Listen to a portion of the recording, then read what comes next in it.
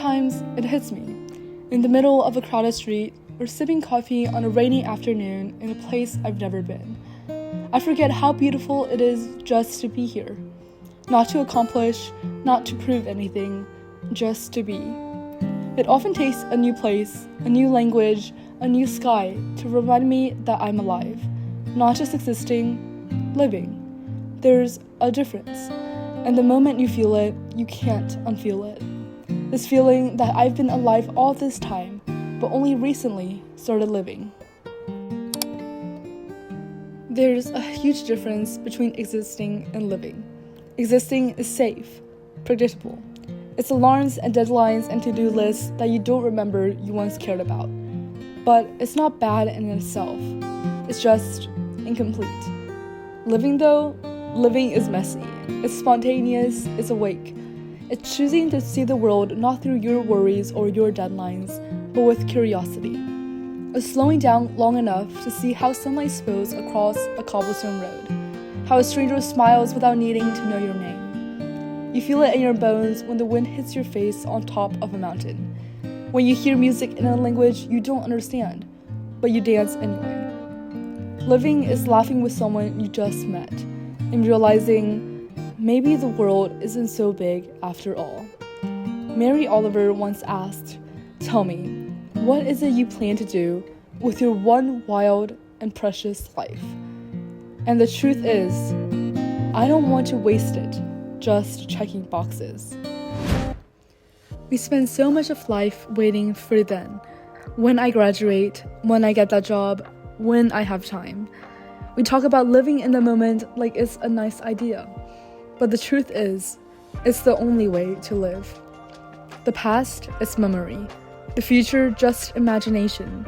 This moment, right now, is the only thing that is certain. Think about it. How many days do we spend somewhere else entirely? Replaying a mistake, rushing toward some imaginary finish line. But when I'm walking through a place I've never seen before, I don't have the luxury of being anywhere else. My senses are wide open. The smell of spices in this alley, the laughter echoing from the cafe behind me, the way the sky turns gold and everything slows for just a second. These are the little things that are life, not the goals we reach, but the moments we notice. It is when we take the time to notice the beauty we are surrounded by that we discover the art of slowing down and we become a happier human. Traveling opened my eyes to something I didn't know I was missing. Back home, it's easy to fall into patterns, the same streets, the same faces, the same routines. But out here, everything is unfamiliar, and that unfamiliarity demands that I pay attention.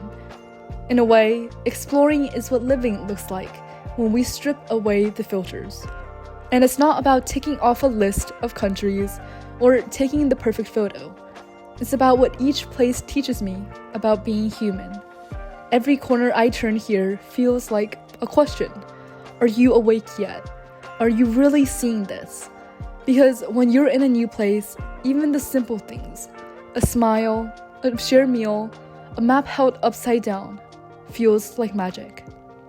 These moments don't just show me the world, they reflect me back to myself.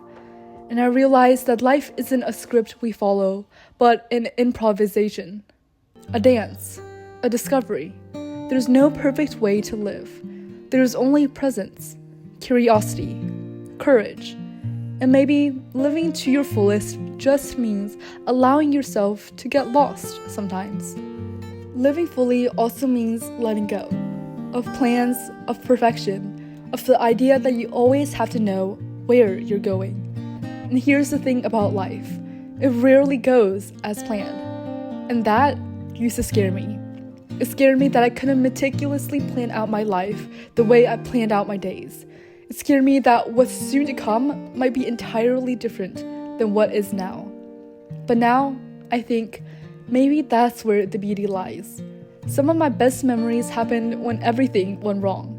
They happened when I missed a bus, when the museum was closed, when I got caught in the rain and ended up in the tiniest bakery, eating something I couldn't even pronounce. The art of living isn't just about controlling every moment. It's about meeting every moment as it is and seeing what it's trying to teach you. There's a certain kind of beauty in surrendering to life, to stop trying to control every outcome and just experience the moment as it is. Lao Tzu wrote, "A good traveler has no fixed plans and is not intent on arriving." And isn't that the essence of living? Here's another secret. You don't live fully unless you love fully. The people I've met, some for a few minutes, others for a few days, have taught me more than any textbook ever could. A street vendor who told me how her grandmother taught her to cook. An elderly man who asked me to film a video of him at a tourist location for his grandkids to see. A stranger who helped me find my way with just gestures and kindness. These are the threads that make up a well-lived life. There's something profoundly human about the way we connect, even when we don't speak the same language, even when we come from different worlds. These moments, these people, they remind me we all want the same things: to be seen, to be understood, to feel joy. And somehow, even halfway across the world, I find pieces of myself in the hearts of others. But living fully doesn't require a plane ticket. It just requires intention. You can live in your hometown and still live deeply. It isn't about being happy all the time. It's about being alive all the time. And that means making space for what moves you, what stirs your soul. But ask yourself, what lights you up? What makes your heart beat a little faster? What makes you feel like you're here, really here? For me, it's these quiet moments between the chaos. And it's the chaos too. It's creating, it's exploring, it's being brave enough to try even if I fail. It's the sound of a new language, the smell of bread baking in an unfamiliar oven, the rush of getting on a train without knowing exactly where it leads. For you, it might be something entirely different. We spend so much time trying to survive, but what if thriving meant listening to what lights you up and following that spark?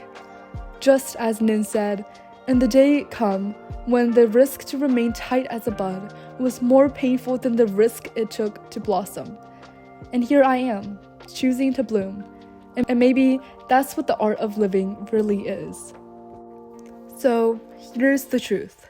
Living was never meant to be a destination.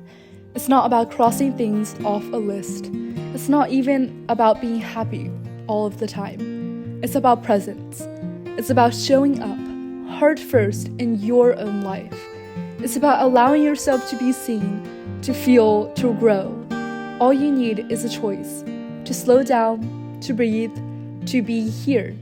To notice the way your coffee tastes this morning, the sound of wind through your window, the softness in your own eyes when you look in the mirror. Life is happening right now. Don't let it pass unnoticed. Don't just exist. Live.